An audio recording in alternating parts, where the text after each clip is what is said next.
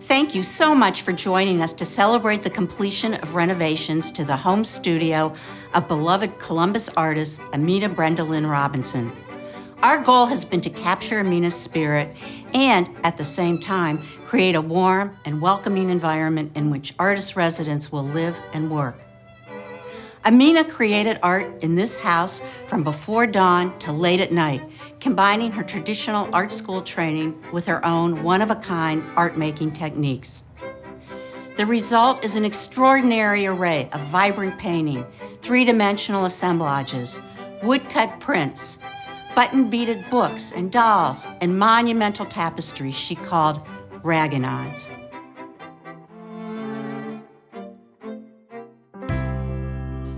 Aminah, Brenda Lynn then, moved to this house in 1974 and made it her home studio until her passing in 2015. The house and the Shepherd community where it is located became her heart. Over the years, the house reflected stages in her life, the presence of her young son, Sydney, and later, a gradual takeover of almost every room for art making and art storage. Before we show you the house, let's talk about the yard.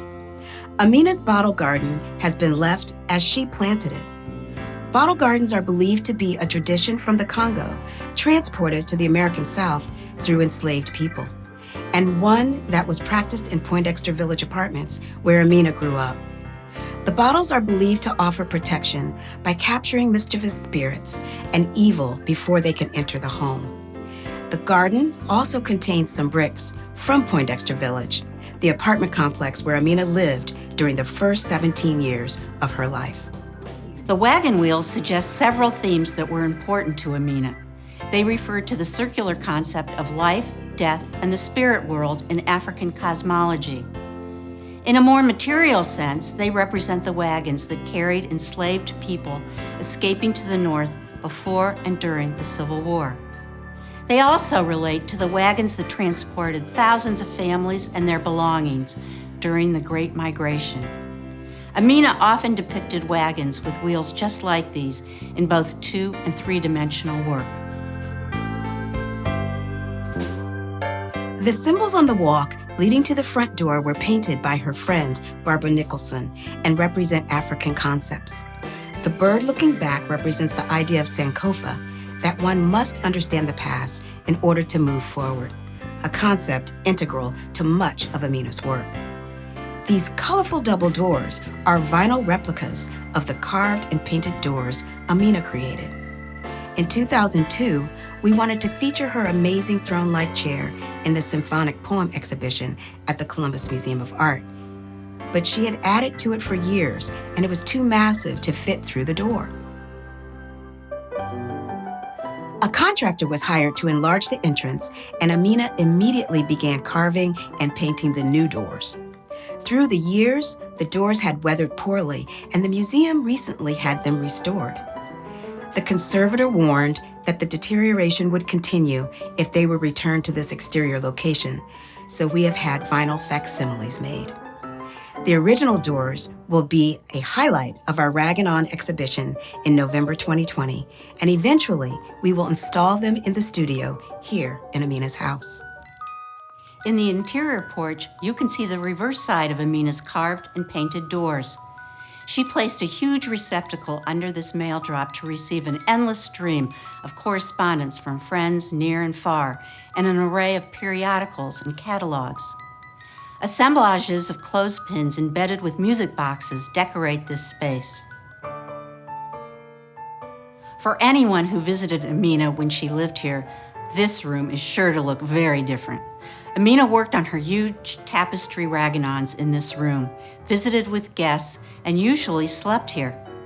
She was surrounded by books and art she traded with other artists.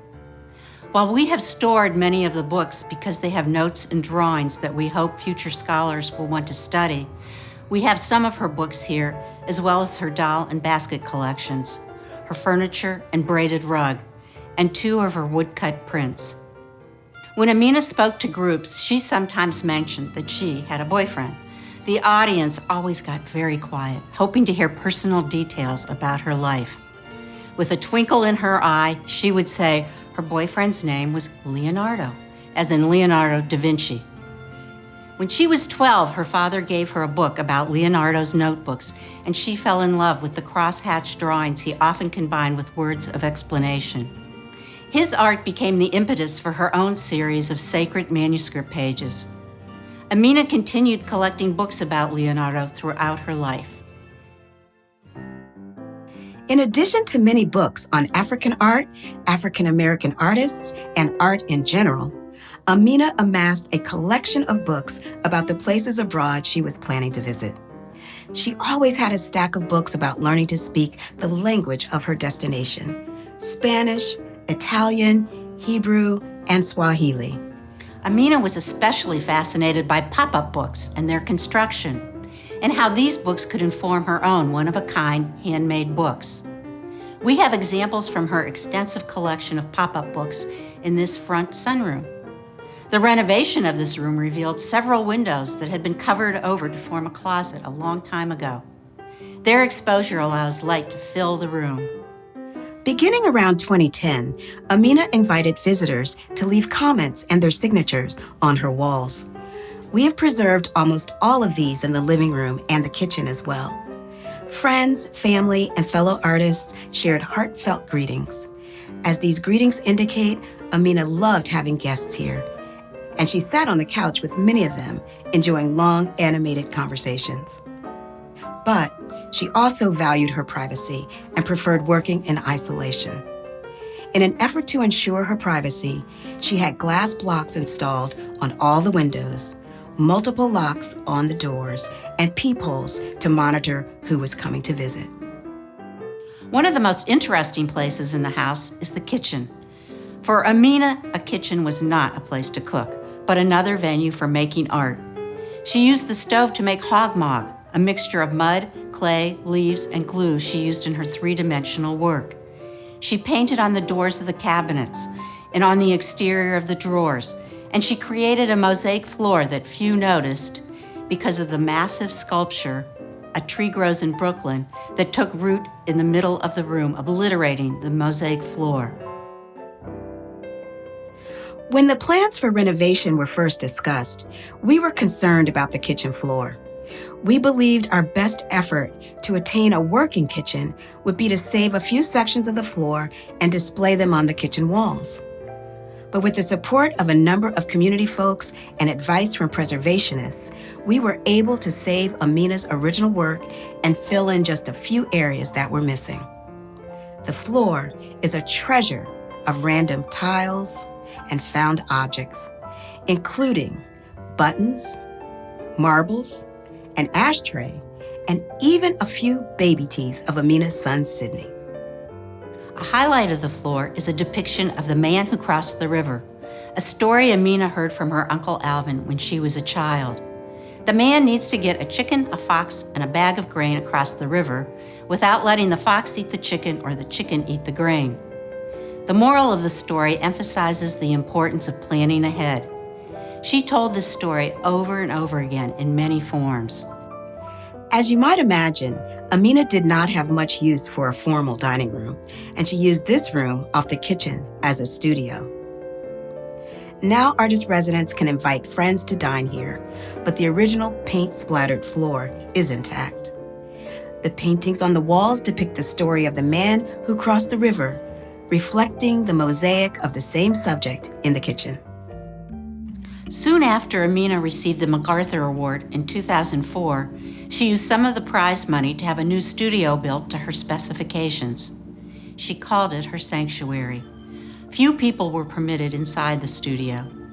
The work tables were covered with paints, brushes, buttons, cloth, and all types of handmade and purchased papers. Music box mechanisms were ready to be inserted into three-dimensional work. The clothesline held works in progress, most of them related to Aminah's late work about the ancestral history of her great aunt, whom she called Themba. Upstairs at Aminah's house is a place where very few visitors were invited. Aminah had a fabulous array of hats, most of them handmade, and some by highly regarded artists. A few of them are displayed above the staircase. All of the posters you will see on the second floor were Aminah's and represent gifts from other artists or publicity about her own exhibitions and books. As we mentioned, Aminah usually slept on the couch in the living room. The upstairs rooms were used to store all types of art, more books, and archives. During the renovation process, everything was redone, including lighting and walls. The original brick wall was exposed, and the floors were refinished. The very comfortable upstairs now has 2 bedrooms, a new bathroom, and a sitting room. The most important space on the second floor, which so aptly captures Aminah's spirit, is the writing room. Here she maintained an extensive correspondence with friends old and new, wrote in her journals, penned a beautifully illustrated memoir, and listened to music which was essential to her from the time she was a very young child. The shelves contain her collection of pens, paintbrushes, and of thimbles she amassed on travels and those that friends brought her. An array of cloth dolls, buttons, and souvenirs from around the world. Her record player is a reproduction of an old radio, and her LP record album collection features classical, jazz, and gospel music. The work of other artists fills the walls of this room. James Thurber, Roman Johnson, Emerson Burkhart, Leroy Allman, who was mentored by folk artist Elijah Pierce, a good friend of Aminah's, and drawings by her son Sidney. Vintage photographs of her great-grandfather and others surrounded her in this small room. A painted photograph of Aminah with New York artist Faith Ringgold hangs above the desk. The photograph was taken when the 2 artists participated in a conversation at the museum in honor of Aminah's 70th birthday. This seems like a fitting end to our tour. The writing room emphasizes the fact that Aminah was an artist in both the literary and fine arts senses. In preparation for Raggin' On, an exhibition of art and journals from Aminah's home studio, we interviewed more than 30 friends and acquaintances who visited Aminah here in her home. Each and every one of them mentioned the word sacred in recalling their experiences of being in Aminah's presence. In one of her journals from 2004, when she spent time in Chile, Aminah wrote, "Whenever I leave my home to visit in another place, I carry in my soul the spirit of home." It is our hope that her spirit remains forever here on Sunbury Road.